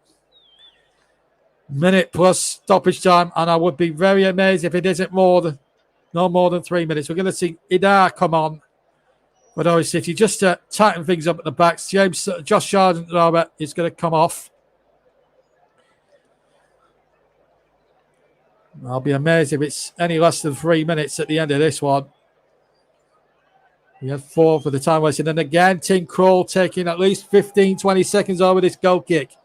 And he's been doing that throughout the entire match. And I think that's been disgraceful. Time-wasting tactics I do not agree with. Anyway, here's Brownhill. Gets it forward. Westwood now. Burnley knocking on the door. It came so close a couple of moments ago through Matt Lowton's header, but couldn't keep the header down. There's a Burnley player gone tumbling, but the referee says play on. And here's a chance now for Adaya. He's got through here, and Tarkowski's there, and Tarkowski does terrifically well. Fantastic defending, and Adaya snapping back at him, but the ball's out. And 2 added minutes! Oh my goodness me. Well, there's more than 2 added minutes there. The Burnley fans are incandescent with rage because of the time wasting that Tim Krul has blatantly done all afternoon. Second half especially, there should have been at least 3, maybe 4 minutes. Plus you've got your substitutions. There should have been at least 4 minutes at the end there. Just the 2. Well, that just typifies the substandard of the officials. Tommy Harrington now is now into my black book, along with referee Kevin Friend, who's not had his finest 90 minutes as a referee, or ever likely to have, for our Everlongy referees. We played 1 minute of the 2. Brad Hill is now another walkie wounded. But there will be questions asked of the officials this afternoon. Should Burnley have had at least 2, maybe 3 clear-cut penalties? They certainly should have had one in the 16th minute when Tim Krul poleaxed him. Poleaxed Frederick in the penalty area. Ali Campbell is left, and Maxwell Corday still got a smile on his face there. Here he is with his young daughter in the crowd. But can that inspire Burnley? We've got 30 seconds of the additional 2, but I think they'll be tired on at the end of this. Norwich have got a free kick, and I think a lot of Burnley fans have seen enough of this really ridiculous show, and I think the officials have had a lot to do with this today. Kevin Friend has had an abysmal match, in my humble opinion. I might be a Burnley fan, but if it was another game involving 2 completely different teams, and he made a referee decision, and he made the same referee decisions, I would certainly be persecuting him. Make no mistake about it. We're now playing over the 2 minutes. Here come Norwich with a die. A die now with the cross. Well blocked. Nathan Collins, our man of the match, is marshalling the troops once again. As Norman sends that in, but that's going to be Pope. Is there one last chance maybe for Burnley to snatch a late winner here? Pope gets it out of his hands. Gets it on the ground. Gets it forward. And the referee's checked his watch. We're still playing on. Header 1-0. Again by Norwich. Ball on halfway. Here's number 7 here. That's Rupp. Or number 17, rather. Rashika, I should say. Rashika now. Can Norwich snatch it at the last second? They don't deserve it if they do. Rupp on the edge of the penalty area. And Kenny McLean has possession. We played a minute over the 2 added. And I have to say that's a very questionable one, as the referee, who's had an absolute stinker, blows for time, and Burnley have been denied 2 points. Certainly in first half turns by some iffy refereeing. Burnley have been denied at least 2 clear-cut, if not 3 or 4 penalties in the first half. They could have easily had another one in the second half when I thought Taylor was fouled. It's not been a great day for Kevin Friend. It's a point apiece, but it does nothing to really relieve the pressure on both teams, who have yet still to win a game after 7 games. It's been a very disappointing day as the referee goes off to a chorus of boos, and my word, does he richly deserve them. Tony Harrington takes some criticism. How do you add on 2 minutes at the end when Tim Krul has been taking 20, 30 seconds on each and every corner and goal kick and free kick that he's had in his person the whole way through the second half? The officials need to be questioned, but in fairness, though, when you look at take the referee and everything out of it, Burnley really didn't do enough. They had a couple of glorious opportunities. One through Dwight McNeil when he miscontrolled. Jay Rodriguez had half a chance when he took his eye off the ball. And Barnes, when he went round the goalkeeper, didn't pull the trigger when he should have done, delayed, and the chance had gone. And then right at the end, Lowton headed it inches over the crossbar. Norman hit the bar from an attempted cross. I don't think he meant to shoot. And then he forced Pope into making a good save. I thought Pope had a super match in the goal today for Burnley.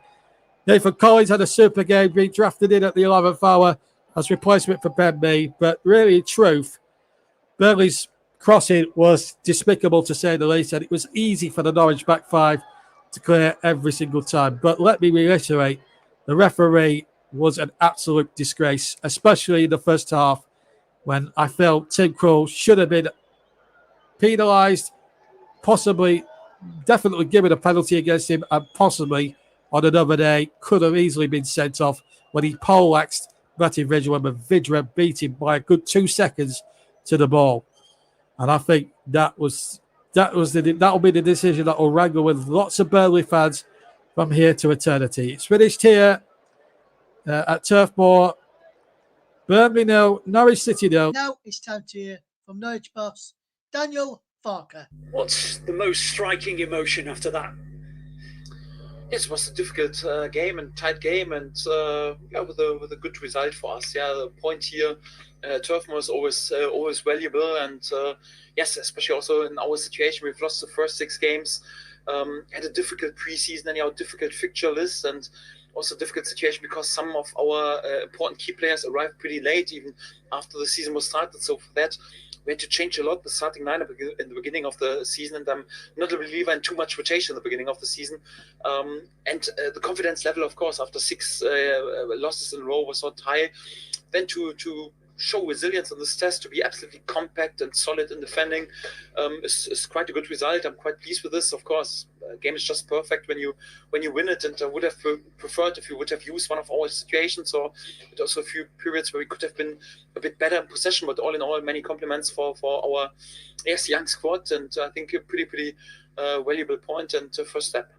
A lot of people talk about the physicality you get when you come here. Were you pleased with the way you matched that? Yes, we know them, so it's always a big battle here, and you have to accept this, because you can't avoid all the long balls and all the set pieces, and they are absolutely physical side. You have to accept that in moments you have to show steel and resilience and to fight for second balls, to defend all the set pieces, but then you also need periods and when you make out of this game your game, and this is what we did. Perhaps, of course, I would have wished a few more periods of them, but all in all, I think we had good situations also to win the game, and all in all, I think a pretty valuable point. What does this tell you about your team and going forward? It was the first step. We also don't have to overinterpret this, but I think especially the young lads, for a young side, it's never easy when you're there with 6 losses and there's lots of criticism, and it's not easy in terms of self-confidence. You have to take step after step, and this was definitely the first step. And to show this commitment and resilience and also togetherness on the pitch was quite important. Right now we have to take also all the next steps, but especially to have this first important step for such a young side anyhow in this situation, especially in Turf Moor, where everyone speaks about we're perhaps a good possession side, but sometimes too soft anyhow. To show this resilience in this tough test is good for the confidence, good for the mood, but also we don't have to overinterpret. Just the first step, we have to go many steps to achieve our target. In a way, you're disappointed that they'll all now go off and represent their countries instead of being able to go back and build? Yes, especially after a good result and good performance, and when the spirits are high also in the dressing room, of course we want to build on it, but that's a fact. It's also good right now. We have a bit of time to let the dust settle, also to recover a little bit. Hopefully my key players will come back also in a good shape, and also not injured. Just have a handful of players to work with in the next day, so we try to find a good mix, and then we keep going. Now it's time to hear from Sean Dyche. Point. Well, it was certainly a strong performance again. I keep saying that. We know we've got to get more than just a strong performance, but the consistency of performance, is important over a season. So I'm happy with the consistent levels, but we've got to find that cutting edge in the box. If we get 2 or 3 moments today, 2 or 3 moments in other games, maybe you need a ref's decision. That'd be helpful at some point. But generally, another strong performance without finding that cutting edge. You mentioned referee's decision. Do you feel you should have had maybe a different one? I think he had an indifferent game today, and I think there was a couple of moments, particularly Vidra getting in behind in the first half, when I think his handling pushed him in the back, and we've seen him get given against us. We don't get many for us. We know that our record of penalties for us is horrendous. Just for the record, what did Vidra go off with in the end? He just got knocked. Right. So it wasn't a bang from the Krul incident earlier? No. Just assessing today's performance, do you take positives from it? Yeah, absolutely. It's a clean sheet, so there's a good positive. You know, a lot of the performance is right about what we do, but you've got to find the edge. You know, you've got to find that cutting edge. That's why centre forwards get paid so much money and they're often very expensive. But, you know, we will find it because our history and our record suggest it. We've got 4 good centre forwards when they're all fit. We've got Maxwell coming back at some point. It's just that little edge as well he's offered so far. So there's a lot of signs of it, but we've got to, you know, you have to go and make it happen rather than wait for it. I've said it every week and we've got to say it again today, unfortunately, but we'll find our way as we often do. Do you assess this as maybe a missed opportunity against a team out of No, form? you can't guarantee that. You just got to go and take on the game like we did do. We took it on in the right manner. We stayed calm, you know, and everyone's a bit edgy. She's still searching for that first win, but we stayed calm. And like I say, you've got to keep creating the moments and one will come our way. You were in exactly the same position last season, 2 points from your first 7. Are you just as confident as you were then? We only got 2. Sorry. That's a nightmare. Point just where you were last last year. year. I thought it was a reasonable day, not terrible. Just repeat that again. You're bet 1 point I think better off than you were this It's much better than the rest of my interview. You're a point better off than you were a year ago. So you're feeling more as positive as you were then? Well, I'm always positive. You know, we've had a tough start, an indifferent start, but performances are not that way. You know, last year we had a lot of injuries and the performances weren't right. We're not a million miles away, so the belief in that has to continue.